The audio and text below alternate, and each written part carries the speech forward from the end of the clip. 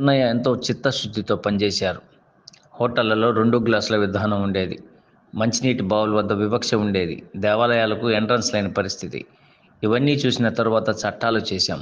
అంటరానితనం, కుల వివక్ష పైన ఒక యుద్ధం చేశాం. ఎస్సీ, ఎస్టీల సమస్యల పరిష్కారానికి ఎస్సీ, ఎస్టీ సెల్ ఏర్పాటు చేశాం. సాంఘిక సమానత్వంపై ఎన్నో అవగాహన సదస్సులు నిర్వహించాం. ప్రతి నెల ప్రతి గ్రామంలో పౌర హక్కుల దినోత్సవం నిర్వహించాం. ఎస్సీ అయిన కేఆర్ నారాయణను రాష్ట్రపతిని చేశాం.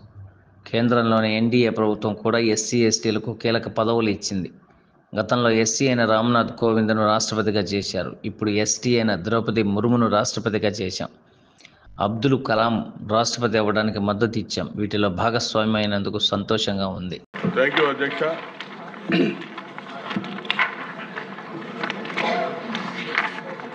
సమాజంలో జంతువులను పూజిస్తారు, చెట్లను పూజిస్తారు, రాళ్లను, రప్పలను, యంత్రాలను కూడా పూజిస్తారు అధ్యక్ష. కానీ మనిషిని మనిషిగా చూడలేనటువంటి పరిస్థితులు స్వాతంత్రానికి ముందు ఈ దేశంలో ఉండే అధ్యక్ష. అస్పృశ్యత, అంటరానితనం, సామాజిక అంతరాలు,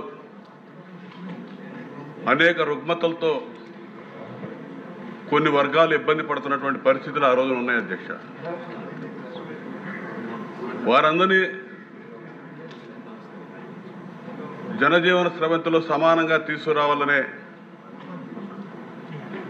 ఒక ఆశయంతో, ఆలోచనతో ఆనాడు స్వాతంత్రం వచ్చిన తర్వాత పెద్దలు డాక్టర్ బిఆర్ అంబేద్కర్ గారు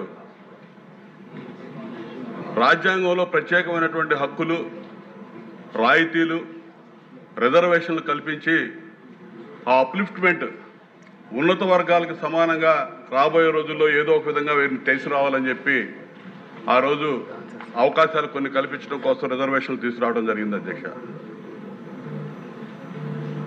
వాటిలో భాగంగా మరి తర్వాత చూస్తే 40 ఏళ్ళలో స్వాతంత్రం వస్తే రాజ్యాంగం ఆమోదించుకొని ప్రత్యేకమైనటువంటి హక్కులు, రిజర్వేషన్లు పొందుతున్నప్పుడు కూడా సమాజంలో అంతరాలు మారలేదు అధ్యక్ష. 2001వ సంవత్సరంలో ఈ రాష్ట్రంలో, ఉమ్మడి ఆంధ్రప్రదేశ్ రాష్ట్రంలో ముఖ్యమంత్రిగా చంద్రబాబు నాయుడు గారు వచ్చిన తర్వాత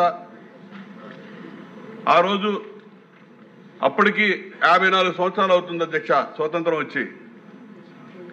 ఉమ్మడి రాష్ట్రంలో ఉన్నటువంటి పరిస్థితులు, గ్రామాల్లో 2 గ్లాసుల విధానం, అదేవిధంగా రోడ్డు మీద స్వేచ్ఛగా తిరిగే పరిస్థితులు లేవు, అంటరానితనం ఇంకా అక్కడక్కడ తాండవిస్తున్నటువంటి పరిస్థితుల్లో రాష్ట్రంలో ఉన్నటువంటి స్థితిగతులన్నీ కూడా అధ్యయనం చేయడానికి జస్టిస్ పొన్నయ్య గారి ఆధ్వర్యంలో ఏకసభ్య కమిషన్ చంద్రబాబు నాయుడు గారు నియామకం చేయటం, సంవత్సరం రోజుల పాటు రాష్ట్రం అంతా కమిషన్ పర్యటించి ఆ రాష్ట్రంలో, ఉమ్మడి రాష్ట్రంలో ఉన్నటువంటి ఇబ్బందులన్నీ కూడా వారు స్టడీ చేసి 42 రికమెండేషన్స్ ఆ రోజు ప్రభుత్వానికి చంద్రబాబు నాయుడు గారికి ఇస్తే ఆ 42 రికమెండేషన్స్ని 25 జీవోలుగా విడుదల చేసి సమాజంలో అణగారిన వర్గాలు అనుభవిస్తున్నటువంటి కష్టాల నుంచి బయటికి తీసుకురావడానికి మొట్టమొదటిగా స్వాతంత్రం తర్వాత 54 ఏళ్ల తర్వాత మళ్ళీ పునాది వేసి వాళ్ళకి అండగా నిలబడ్డటువంటి నాయకుడు నారా చంద్రబాబు నాయుడు గారు అని చెప్పడానికి నేను ఎంతో సంతోషిస్తున్నాను అధ్యక్ష. ఎందుకంటే ఆ రోజున అందులో ఆ 25 జీవోల్లో ఒక జీవోగా వచ్చిందే ఎస్సీ ఎస్టీ కమిషన్ అధ్యక్ష. ఆంధ్రప్రదేశ్ రాష్ట్రంలో, ఉమ్మడి ఆంధ్రప్రదేశ్ రాష్ట్రంలో దళితుల మీద జరుగుతున్నటువంటి దమనకాండలు, అకృత్యాలు, హత్యలు, అత్యాచారాలు అన్నీ కూడా నిరోధించడానికి, వారికి బాసటగా నిలబడటానికి ఎస్సీ ఎస్టీ కమిషన్ని మొట్టమొదటిగా నేషనల్ లెవెల్లో ఎస్సీ కమిషన్, ఎస్టీ కమిషన్ ఉంది. రాష్ట్రాల్లో మొట్టమొదటిసారిగా ఆంధ్రప్రదేశ్ రాష్ట్రంలో చంద్రబాబు నాయుడు గారి నాయకత్వంలోనే మొట్టమొదటి ఎస్సీ ఎస్టీ కమిషన్ వచ్చిందని చెప్పడానికి కూడా ఈరోజు సంతోషిస్తున్నాం అధ్యక్ష. ఆ తర్వాత చంద్రబాబు నాయుడు గారు రాష్ట్రంలో ఎస్సీ ఎస్టీ కమిషన్ తీసుకొచ్చినాక అనేక రాష్ట్రాలు ఆదర్శంగా తీసుకొని ఎస్సీ ఎస్టీ కమిషన్ ఏర్పాటు చేశారు అధ్యక్ష. అయితే మరి ఆ రోజు చేసినటువంటి ఈ దళితులకి సంబంధించి ముఖ్యంగా క్లాసిఫికేషన్ అంశం అధ్యక్ష, ఈరోజు వచ్చినటువంటి సభలో వచ్చినటువంటి అంశం అధ్యక్ష, ఉపకులాల వర్గీకరణ షెడ్యూల్ కులాల్లో ఇది కూడా మొట్టమొదటి నుంచి ఉన్న అంశమే అధ్యక్ష. 1996లో ఆ రోజున మాదిగ సోదరులు ఉద్యమం రావటం, 96లో మరి కమిషన్ రామచంద్రరావు కమిషన్ ఆ రోజు చంద్రబాబు నాయుడు గారు ఏర్పాటు చేసి వర్గీకరణకు అనుకూలంగా నిర్ణయం తీసుకుంటే ఆ తదుపరి 2004లో 2000 సంవత్సరం నుంచి 2004 వరకు వర్గీకరణ ఈ రాష్ట్రంలో అమలైంది. ఉమ్మడి రాష్ట్రంలో 2004లో న్యాయపరమైన అంశాలు అడ్డు రావడం వల్ల వర్గీకరణ ఆగిపోయిన సంగతి అందరికీ తెలుసు అధ్యక్ష. ఇవాళ తెలుగుదేశం పార్టీకి కానీ ఈ రోజు కూటమి ప్రభుత్వానికి కానీ, తెలుగుదేశం పార్టీకి అయితే వర్గీకరణకి మొట్టమొదటి నుంచి అనుకూలంగా ఉన్నటువంటి పార్టీ తెలుగుదేశం పార్టీ అధ్యక్ష.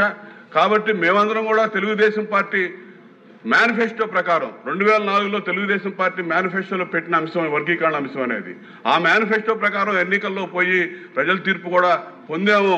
ఆ రాష్ట్రంలో ఈ రాష్ట్రంలో అప్పటి వరకు 5 ఏళ్ల అధికారంలో ఉన్నటువంటి జగన్మోహన్ రెడ్డి దళితుల్ని మాలా లేదు, మాదిగా లేదు, ఇతర ఉపకులాలన్నింటినీ కూడా ఏ విధంగా ఓట్లు వేసుకొని మోసగించి వారిని ఏ విధంగా అణగదొక్కాడో చూసినటువంటి ప్రజానీకం అన్నింటినీ ఆలోచన చేసి మరి చంద్రబాబు నాయుడు గారి నాయకత్వంలో కూటమి ప్రభుత్వానికి బ్రహ్మాండమైన మెజార్టీలు ఇచ్చి అప్పటి వరకు అధికారంలో ఉన్నటువంటి జగన్మోహన్ రెడ్డి అసలు ప్రజా జీవితానికి లెజిస్లేచర్ వ్యవస్థలోనే పనికిరాడని చెప్పి ప్రతిపక్ష హోదా కూడా ఇవ్వకుండా పంపించినటువంటి పరిస్థితులు నేను చూసాం అధ్యక్ష.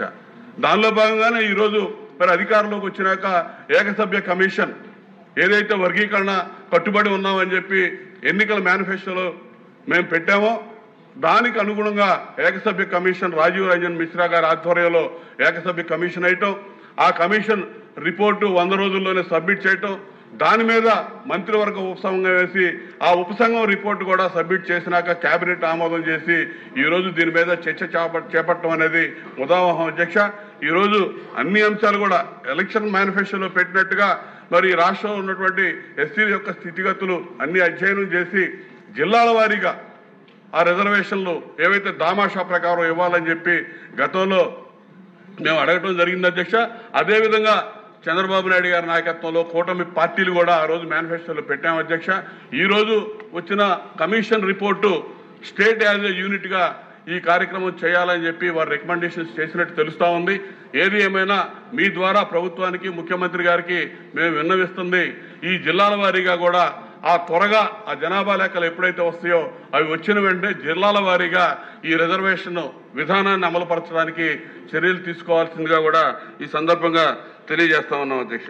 ఎందుకంటే ఏది ఏమైనా ఎస్సీల యొక్క సంక్షేమానికి వాళ్ళ యొక్క అభివృద్ధికి చిత్తశుద్ధితో ఉన్నటువంటి నాయకుడు చంద్రబాబు నాయుడు గారు అంటంలో ఎటువంటి సందేహం లేదు అధ్యక్ష. ఈ రాష్ట్రంలోనే కాదు భారతదేశంలోనే ఇంత కమిట్మెంట్గా పనిచేసినటువంటి వాళ్ళు ఎవరు లేరు అధ్యక్ష. గతంలో చూడండి అధ్యక్ష, దేశంలో అత్యున్నటువంటి వ్యవస్థ అయినటువంటి పార్లమెంట్కి స్పీకర్గా జిఎంసి బాలయోగి గారిని తీసుకెళ్లి పెట్టింది చంద్రబాబు నాయుడు గారు అధ్యక్ష. శాసనసభ స్పీకర్గా ప్రతిభా భారతి గారిని ఆ రోజు నియామకం చేసింది చంద్రబాబు నాయుడు గారు అధ్యక్ష. అదేవిధంగా సిఎస్గా మాధవరావు గారిని కానీ నారాయణ గారిని ఆ రోజు రాష్ట్రపతిగా చేయటంలో కానీ ప్రధాన భూమిక పోషించింది చంద్రబాబు నాయుడు గారు అధ్యక్ష. దళితులను అన్ని విధాలుగా ముందుకు తీసుకురావడానికి ఈరోజు దళితులకి 15% ఈ రాష్ట్రంలో రిజర్వేషన్ అమలవుతా ఉంది అధ్యక్ష.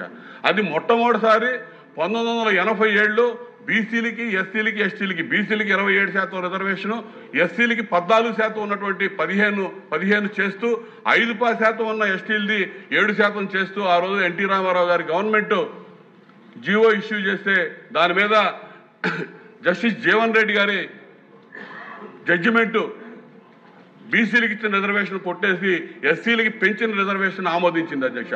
ఆ ఆమోదించినటువంటి 15% రిజర్వేషన్ ఇలా ఆంధ్రప్రదేశ్ రాష్ట్రంలో, ఉమ్మడి ఆంధ్రప్రదేశ్లో కానీ గతంలో కానీ ఇప్పుడు విడిపోయిన ఆంధ్రప్రదేశ్ రాష్ట్రంలో కానీ అమలవుతా ఉన్నాయంటే అది తెలుగుదేశం పార్టీ చలవని చెప్పి నేను చెప్తా ఉన్నాను అధ్యక్ష. దాన్ని దృష్టిలో పెట్టుకొని ఇలా ఏది చేసినా సప్లాన్ అధ్యక్ష, సప్లాన్ చట్టం అయితే కాంగ్రెస్ గవర్నమెంట్లో అయింది కానీ దాన్ని చిత్తశుద్ధితో అమలు చేసినటువంటి నాయకుడు చంద్రబాబు నాయుడు గారు అధ్యక్ష. ఇవాళ గ్రామాల్లో దారుణాతి దారుణమైన పరిస్థితులు మా వాడల్లో కనపడతాయి అధ్యక్ష. అది మానపల్లి కావచ్చు, మాదిపల్లి కావచ్చు, రెల్లివాళ్ళు కావచ్చు. మాకోలోతు బురదల్లో డెల్టా ప్రాంతంలో అయితే ప్యాంట్లు పైకి లాక్కొని రోడ్ల మీదకి రావాల్సిన పరిస్థితులు చెప్పులు చేతిలో పట్టుకొని ఇలా ఆ పరిస్థితులన్నీ మారిపోయి వేల కోట్ల రూపాయలు ఖర్చు పెట్టి సీసీ రోడ్లు, మౌలిక వస్తువుల నిర్మాణానికి వేల కిలోమీటర్లు గత 5 సంవత్సరాలు 1 కిలోమీటర్ కూడా వేయలేదు అధ్యక్ష. చంద్రబాబు నాయుడు గారి హయాంలో అదే రోజున లోకేష్ గారు పంచాయతీరాజ్ మినిస్టర్గా ఉండి కన్వర్జెన్సీ నిధులు కూడా తీసుకొచ్చి 1000 కిలోమీటర్లు సప్లాన్ నిధులతో మొత్తం కూడా సీసీ రోడ్లు నిర్మాణం చేశామంటే ఒక సంపద సృష్టి జరిగింది అధ్యక్ష. పల్లెల్లో ముఖ్యంగా దళిత వాడల్లో సంపద సృష్టి జరిగిందనే వాస్తవాన్ని ఇవాళ ప్రజలు గమనించారు అధ్యక్ష. కాబట్టి గత 5 ఏళ్ళు పరిపాలన చూశారు. 2019 ఎన్నికల్లో జగన్మోహన్ రెడ్డి ఒక్కసారి చూడాలి, ఒక్క ఛాన్స్ ప్లీజ్ అంటే నమ్మి దళితుల్లో ముఖ్యంగా 180% ఓట్లేసి గెలిపించారు అధ్యక్ష. నమ్మి ఓట్లేసి గెలిపించిన వాళ్ళని నట్టేట ముంచినట్టు మీద కాలేసి తొక్కి అధపాతాళానికి తొక్కినటువంటి నాయకుడు జగన్మోహన్ రెడ్డి అధ్యక్ష. ఇలా ఏం చేశాడో అందరూ చూశారు అధ్యక్ష. అన్ని పథకాలు రద్దు, దాదాపు 27 పథకాలు, ల్యాండ్ పర్చేస్ స్కీమ్ కానీ, బెస్ట్ అవైలబుల్ స్కూల్స్ కానీ, ఉన్నత విద్యా అవకాశాలు కానీ, ఎన్టీఆర్ విద్యోన్నతి కానీ, అదేవిధంగా అంబేద్కర్ ఓవర్సీస్ విద్యానిధి పథకం కానీ అన్ని పథకాలు కూడా రద్దు చేసేసి జనరల్ స్కీమ్స్లో కలిపేసి ఘోరాతి ఘోరంగా మోసగించబడినటువంటి వర్గం ఏదైనా ఉంటుంది దళితుల అధ్యక్ష.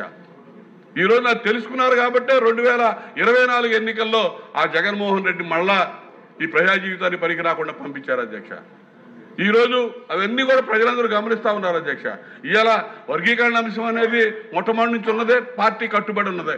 కానీ ఓవరాల్గా దళితుల యొక్క సంక్షేమం కోసం, అభివృద్ధి కోసం ఎప్పుడు చిత్తశుద్ధితో ఆలోచన చేసేటటువంటి వ్యక్తి చంద్రబాబు నాయుడు గారు అనేది ఇవాళ ముఖ్యంగా అందరం కూడా గమనిస్తున్నారు అధ్యక్ష. దానిలో భాగంగా మరి ఏది జరిగినా సరే ఇక్కడ సంక్షేమ హాస్టల్లో residential society social welfare residential system తీసుకొచ్చింది తెలుగుదేశం పార్టీ అధ్యక్ష. అందులో భాగంగానే మరి చంద్రబాబు నాయుడు గారు ముఖ్యమంత్రి అయిన తర్వాత ఆ సోషల్ వెల్ఫేర్ రెసిడెన్షియల్ స్కూల్స్ ఉమ్మడి రాష్ట్రంలో దాదాపు 300 స్కూల్స్ పైన వరల్డ్ బ్యాంక్ నిధులు తీసుకొచ్చి నిర్మాణం చేసి ఈ రోజున లక్షలాది మంది క్వాలిటీ ఎడ్యుకేషన్, ఇంగ్లీష్ మీడియం చదువులు, అన్ని రకాల చదువులు, ఉన్నత విద్యా అవకాశాలు ఇచ్చింది తెలుగుదేశం పార్టీ అనేది అందరికీ తెలిసిన విషయమైన అధ్యక్ష. అదేవిధంగా వృద్ధాప్య పెన్షన్లు కానీ, అదేవిధంగా ₹2 కిలో బియ్యం కానీ, సంక్షేమ హాస్టల్ కానీ, పక్కా ఇళ్ళు కానీ, పక్కా ఇళ్ల గృహ నిర్మాణంలో 50% 50% రిజర్వేషను ఇచ్చినటువంటి ఘనత కూడా చంద్రబాబు నాయుడు గారు అని చెప్తా ఉన్నాను అధ్యక్ష.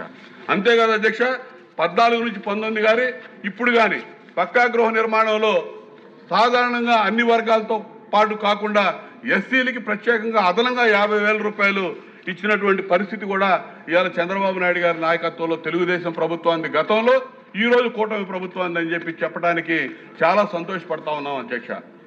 విదేశాల్లో చదువుకోవడం అనేది ఒక కళ అధ్యక్ష దళితుడికి. అటువంటి కళని నిజం చేసి చూపించినటువంటి వ్యక్తి అధ్యక్ష చంద్రబాబు నాయుడు గారు. సంవత్సరానికి వందలాది మందిని విదేశాలకు పంపించి అంబేద్కర్ ఓవర్సీస్ విద్యానిధి పథకం కింద చదువు చెప్పించినటువంటి గొప్ప వ్యక్తి చంద్రబాబు నాయుడు గారు అధ్యక్ష. ఎవరైనా 5 సంవత్సరాల్లో మరి జగన్మోహన్ రెడ్డికి ఓట్లు వేశారు 180 మంది, 10 మందినన్నా విదేశాలకు పంపించారా అని నేను అడుగుతా ఉన్నాను అధ్యక్ష. అసలు ఆ స్కీమ్ ఏమైంది?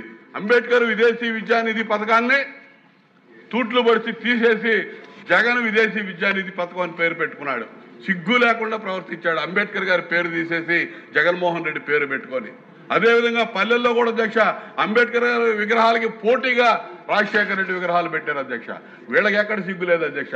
దళితుల భూముల్ని ఇడుపులపాయ ఎస్టేట్లో దాదాపు 800 ఎకరాలు 30-40 ఏళ్లు రాజారెడ్డి దగ్గర నుంచి ఆక్రమించుకొని పండించుకొని వాళ్ళ హక్కుగా దాన్ని ఆక్రమించుకుంటే ఇటీవల దాన్ని వదిలిపెట్టారు అధ్యక్ష. రాజారెడ్డి, రాజశేఖర రెడ్డి, జగన్మోహన్ రెడ్డి 3 తరాలు కూడా దళితుల భూముల్ని అక్కడ ఇడుపులపాయ ఎస్టేట్లో ఆక్రమించుకున్నటువంటి చరిత్ర వాళ్ళది అధ్యక్ష. చంద్రబాబు నాయుడు గారు మరి ప్రతిరోజు కూడా వీళ్ళ యొక్క సంక్షేమం కోసం రకరకాల ఆలోచనలు చేసి ఇవాళ దళితుల కోసం అన్ని రకాలుగా బెస్ట్ అవైలబుల్ స్కూల్స్ కానీ, ఇందాక చెప్పినట్టుగా జగజీవన్ జ్యోతి కానీ, అదేవిధంగా ల్యాండ్ పర్చేస్ స్కీమ్ కానీ మొత్తం కార్యక్రమాలు దళితుల కోసం అన్ని రకాలుగా చేసినటువంటి గొప్ప వ్యక్తి చంద్రబాబు నాయుడు గారు అని చెప్పి చెప్పడానికి నేను సంతోషిస్తున్నాను అధ్యక్ష. ఇవాళ 1997 జనాభా లెక్కల్లో ఆ వర్గీకరణ వివరాలు మరి సక్రమంగా లేవు అని చెప్పి 81 లెక్కలు తీసుకుంటే ఆ 96లో ఎస్సీ వర్గీకరణ చేసిన తర్వాత కోర్టులో ఆ రోజు కొట్టేయడం జరిగింది అధ్యక్ష. ఈరోజు ఎస్సీ వర్గీకరణ ఉపవర్గీకరణకు సంబంధించి ఈ 21 జనాభా లెక్కల్ని అవకాశం ఉంటే తీసుకోవాలి అధ్యక్ష. లేదంటే 26లో జరగబోతున్నటువంటి జనాభా లెక్కల ఆధారంగా అయినా సరే ఇప్పుడు జిల్లాల వారీగా ఈ రిజర్వేషన్ శాతాన్ని జిల్లాల వారీగా అమలుపరచడానికి చర్యలు తీసుకోవడానికి సాధ్యమైనంత వరకు తమ కృషి చేయవలసిందిగా తమ ద్వారా ముఖ్యమంత్రి గారిని కోరుతా ఉన్నాం అధ్యక్ష. అదేవిధంగా 15%, 14%, 15% రిజర్వేషన్ ఏ విధంగా చిన్న విజ్ఞప్తి. ఎర్రమడుగురు స్పీకర్స్ ఉన్నారు, ఉప ముఖ్యమంత్రి గారు, ముఖ్యమంత్రి గారు మాట్లాడాలి. 14% రిజర్వేషన్ 15% చేసింది తెలుగుదేశం ప్రభుత్వం అధ్యక్ష. దానికి తగ్గట్టుగా ఇప్పుడు పెరిగిన దామాషా ప్రకారం కూడా మరి పెంచడానికి రిజర్వేషన్ శాతాన్ని పెంచడానికి ఉన్న అవకాశాలని పరిశీలించవలసిందిగా ముఖ్యమంత్రి గారిని తమ ద్వారా విజ్ఞప్తి చేస్తా ఉన్నాను. అదేవిధంగా ప్రభుత్వ ఉద్యోగాలు ఇవాళ తగ్గిపోతున్నటువంటి పరిస్థితుల్లో ఇవాళ నారా లోకేష్ గారు ఇవాళ ఐటీ రంగాన్ని అభివృద్ధి చేస్తా ఉన్నారు. పారిశ్రామిక వృద్ధి రాష్ట్రంలో జరగబోతా ఉన్నాయి. 20 లక్షల ఉపాధి అవకాశాలు రాబోతా ఉన్నాయి. వాటిల్లో ప్రభుత్వ రంగంలో కూడా రిజర్వేషన్లకి అవకాశం ఉన్నంత వరకు మీరు పరిశీలన చేయవలసిందిగా ప్రైవేట్ రంగంలో కూడా ఈ రిజర్వేషన్లు తీసుకురావాలని మీ ద్వారా విజ్ఞప్తి చేస్తా ఉన్నాను అధ్యక్ష. అదేవిధంగా గవర్నమెంట్ ఆఫీసుల్లో ఎంప్లాయీస్లో కూడా ప్రమోషన్లో రిజర్వేషన్ ఇచ్చిన ఘనత కూడా చంద్రబాబు నాయుడు గారు అధ్యక్ష. కాబట్టి అటువంటి ఎన్నో చారిత్రాత్మకమైనటువంటి ఘట్టాలకు తెరదీసినటువంటి చంద్రబాబు నాయుడు గారు ఈ ప్రైవేట్ రంగంలో కూడా రిజర్వేషన్లకి అవకాశాలు పరిశీలించవలసిందిగా కోరుతూ మరి ఈరోజు ఏకసభ్య కమిషన్ ప్రవేశపెట్టినటువంటి ఈ నివేదిక నేను ఆమోదిస్తూ దీన్ని ఏదన్నా ఉంటే ఇంకా ప్రభుత్వం నుంచి ఇప్పుడు చెప్పినట్టుగా జిల్లాల వారీగా వర్గీకరణకి చర్యలు తీసుకోవాలని కూడా ఈ సందర్భంగా మరీ విజ్ఞప్తి చేస్తూ ఈ అవకాశం ఇచ్చిన మీకు ధన్యవాదాలు తెలియజేస్తూ సెలవు తీసుకుంటా ఉన్నాను.